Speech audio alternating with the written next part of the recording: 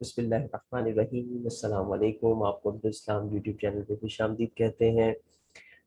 आज आपके साथ इंटरेक्शन करने का जो मकसद है वो ये है कि टैक्स ईयर 2022-23 चूँकि स्टार्ट हो चुका है। फाइनेंस एक्ट 2022 अब एक्ट ऑफ पार्लियामेंट है और ये इम्प्लीमेंट हो चुका है 1 जुलाई 2022 से। आज की वीडियो के अंदर हम जायज़ा लेंगे कि वो कौन सी की चेंजेस हैं जो कि फाइनेंस एक्ट 2022 के अंदर की गई हैं। याद रहे कि ये पार्ट 1 है और इसके बाद इसी का ही एक पार्ट 2 वीडियो भी हम तैयार कर रहे हैं, वो भी जल्द आप हमारे चैनल पे देख सकते हैं। इसलिए आपको ये रिक्वेस्ट करेंगे कि आप हमारे यूट्यूब चैनल को सब्सक्राइब ज़रूर करें ताकि जो चेंजेस हैं, अपडेट्स हैं, वो वक्तन फ़वक्तन आपको मिलती रहा करें। अच्छा, इस वीडियो के अंदर हम जिस चीज़ को देखेंगे वो ये है कि वो चेंजेस जो कि बजट में प्रपोज की गई थी लेकिन उसमें कुछ जो डिफरेंसेस आए हैं वो कौन कौन से हैं। ठीक है, यानी बजट के अंदर जो प्रपोज किया गया था और उसके बाद बजट में जो अप्रूव हुआ है वो थोड़ा डिफरेंट, उसके अंदर जो सीन्स हुए हैं वो इस वीडियो के अंदर हम देखेंगे कि वो कौन कौन सी चेंजेस हैं जो कि डिफरेंट होकर अप्रूव हुई हैं। इनमें जो सबसे पहली चेंज मैंने उठाई है वो ये है कि सेल्स टैक्स एक्ट 1990 के अंदर एक रिक्वायरमेंट है कि अनरजिस्टर्ड जो पर्सन है वो अपनी जो है उसका CNIC लिया जाएगा जब भी सेल टैक्स रिटर्न फाइल करेगा रजिस्टर्ड पर्सन, और उसने अगर सेल की है अनरजिस्टर्ड पर्सन को तो वो CNIC उसका लेगा।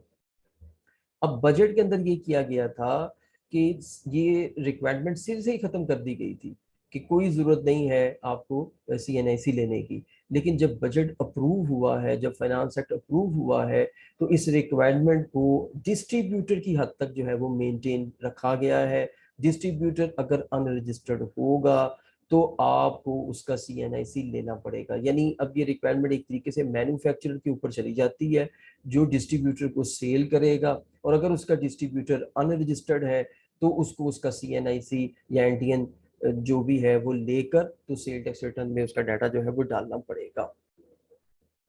इससे अगली चेंज की तरफ देखते हैं, सुपर टैक्स। सुपर टैक्स के ऊपर हम एक अलग से वीडियो बना भी चुके हैं, लेकिन उसकी कैलकुलेशन की वीडियो भी हमारी प्रोसेस में है, वो भी आप थोड़े अरसे के बाद हमारे यूट्यूब चैनल पे देख पाएंगे। तो सुपर टैक्स जो है जनाबे वाला, ये पहले 300 मिलियन से ज़्यादा जिसकी इनकम थी उसके ऊपर इसको इम्पोज किया गया था जब बजट 10 जून को जो है वो आया था मंजर आम पे।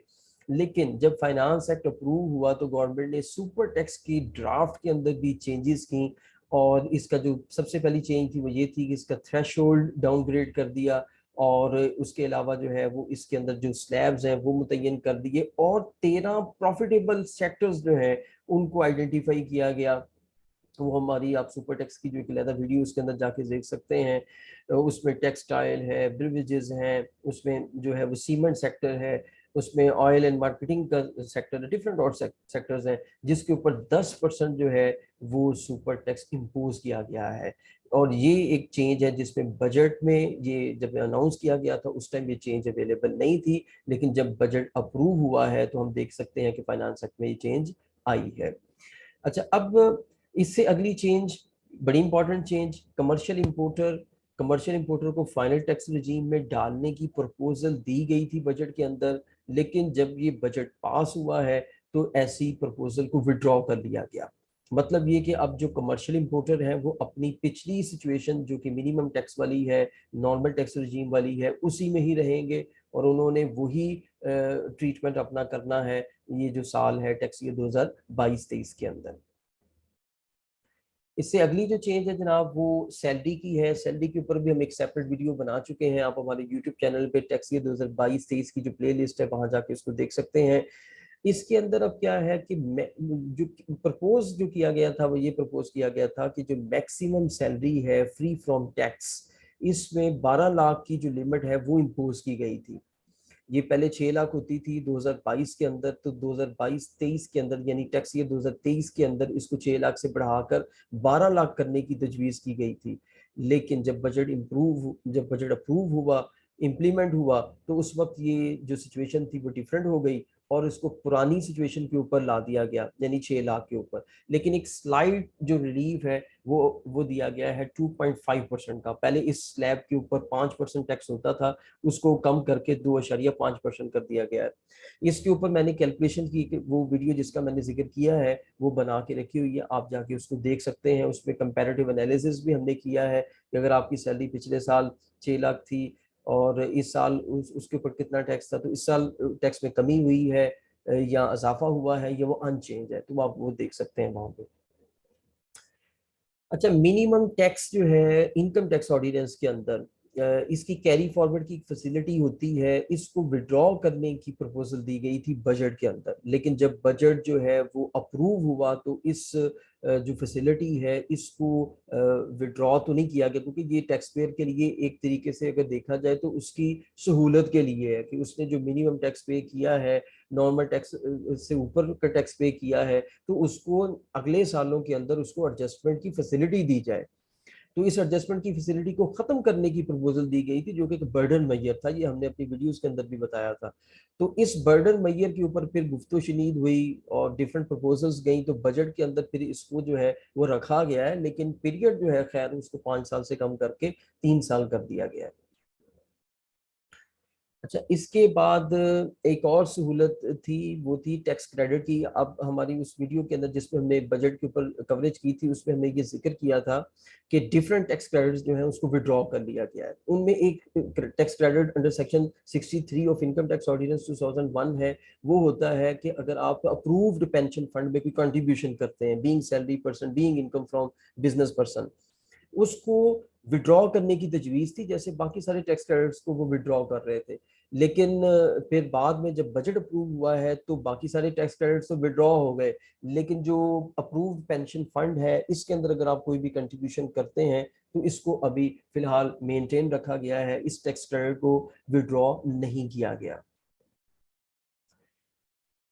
अच्छा, इसके बाद जो एक और बड़ी दिलचस्प चेंज इसके अंदर प्रॉपर्टी के अंदर है, इमूवेबल प्रॉपर्टी, उसके विद होल्डिंग टैक्स के अंदर एक बड़ी चेंज की गई है। वो ये है कि फाइनल जो हमारा एक ट्रीटमेंट होता है, एडजस्टेबल टैक्स का एक ट्रीटमेंट होता है, जिसमें 1% टैक्स जो है वो कटता है सेलर के ऊपर जब वो अपनी इमूवेबल प्रॉपर्टी को सेल करने जाता है।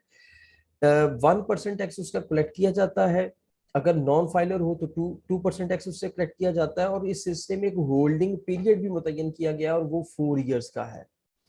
अब बजट के अंदर क्या किया गया था, बजट के अंदर इस 4 साल के पीरियड को 10 साल करने की तजवीज थी, ताकि ज्यादा से ज्यादा विद होल्डिंग टैक्स इकट्ठा किया जा सके और डिस्कर्ज किया जाए सेल को, इमूवेबल प्रॉपर्टी की सेल को डिस्कर्ज किया जाए। अब जब बजट अप्रूव हुआ है तो इस 10 साल की जो लिमिट है उसको भी खत्म कर दिया गया, और जो 4 साल की लिमिट थी उसको भी खत्म कर दिया गया, यानी जो प्रपोज थी उसको भी और जो पहले से मौजूद थी उसको भी। अब इसका मतलब क्या होगा कि अगर आप कोई भी प्रॉपर्टी खरीदते हैं, खरीदने के बाद उसको जब कभी भी आप सेल करने जाएंगे तो आपके ऊपर जो है वो 236C का इतलाक होगा, और आपको वो जो टैक्स है वो आपका कलेक्ट किया जाएगा और उसको जमा करवाना आपके ऊपर लाजमी, यानी वो विद होल्डिंग एजेंट उसको लाजमी जमा करवाएगा। अच्छा, उसके बाद जनाब फार्मास्यूटिकल कंपनीज जो है उनके लिए भी एक चेंज है, और ये इंपॉर्टेंट चेंज है और ये एक रिलीफ मैयर है। किया ये गया है, मैं अगर आपको इसकी पहले बैकग्राउंड बता दूं तो ये है कि जो सप्लीमेंट्री फाइनेंस एक्ट था उसके अंदर 17% जो है वो फार्मा सेक्टर के ऊपर इम्पोज कर दिया गया था, और उनको भी जैसे हमारे होते हैं एक्सपोर्टर्स, वैसे उनको भी जो है वो रिफंड मिलता था सेल टैक्स के अंदर। तो आपको पता है कि एक स्टक होता है फॉर द टाइम बीइंग, आपकी जो कैश फ्लोज हैं वो स्टक होते हैं। तो फार्मा सेक्टर ने अप्रोच किया था गवर्नमेंट को ड्यूरिंग बजट डेज, तो उन्होंने ये प्रपोजल पेश की थी कि हमारे ऊपर इसको खत्म किया जाए, लेकिन गवर्नमेंट ने इसको खत्म तो नहीं किया, लेकिन इसका जो रिजीम है वो चेंज कर दिया है, और फाइनल टैक्स रिजीम के अंदर फार्मा सेक्टर को ले गए हैं, और 1% सेल टैक्स जो है वो अब फाइनल कंस्टिट्यूट किया जाएगा विदाउट इनपुट एडजस्टमेंट। और ये अब जो फार्मा की कंपनीज हैं जो कि मैन्युफैक्चरर हैं या इंपोर्टर हैं जो पाकिस्तान में काम कर रही हैं, वो अपनी सेल टैक्स रिटर्न्स जो है, जो जुलाई से ऑनवर्ड अपनी सेल्स टैक्स रिटर्न के ऊपर वर्किंग करेंगे, उसके ऊपर अब 1% फाइनल टैक्स जो है वो लगेगा विदाउट इनपुट एडजस्टमेंट। अच्छा, इसी तरीके से सेल टैक्स के अंदर ही एक और चेंज है, वो चेंज है जनाब ऑनलाइन मार्केट प्लेस की। ऑनलाइन मार्केट प्लेस को डिफरेंट तरामीम के जरिए से टैक्स नेट के अंदर लाने की कोशिश की जा रही है। पहले तो इसके ऊपर सेल टैक्स इम्पोज करने की कोशिश की, जिसको बाद में विड्रॉ किया गया। उसके बाद फिर पिछले साल 2% सेल टैक्स इम्पोज किया गया कि ये थर्ड पार्टी से 2% सेल टैक्स विद हेल्ड करेंगे और गवर्नमेंट को जमा करवाएंगे। अब उस 2% सेल टैक्स को कम करके 1% कर दिया गया है। मेरे नजदीक इसकी वजह यही बनी होगी क्योंकि इससे खातर खा कोई फायदा नहीं हासिल कर सकी गवर्नमेंट इस तजवीज से। तो शायद उसमें सेल टैक्स का रेट का एक प्रॉब्लम हो कि 2% ज्यादा है, तो उसको अब 1% कर दिया गया है। तो 1% सेल टैक्स जो है वो ऑनलाइन मार्केट जो प्लेस का मार्केट प्लेस ऑपरेटर है, जैसे दराज वगैरह, वो काटेंगे और अपनी जो भी उसके कस्टमर्स होंगे, जो थर्ड पार्टी होगी जिसकी जिसकी गुड्स होंगी, और वो इस तरीके से फिर आगे गवर्नमेंट को with holding sale tax agent के तौर पर रजिस्टर होकर ये 1% जमा करवाएंगे। मैं उम्मीद करता हूँ कि आपको ये वाली वीडियो पसंद आई होगी। इसके बारे में आप अपने कमेंट्स से हमें ज़रूर आगाह करें। अपना बहुत ज़्यादा ख्याल रखें। अस्सलाम वालेकुम।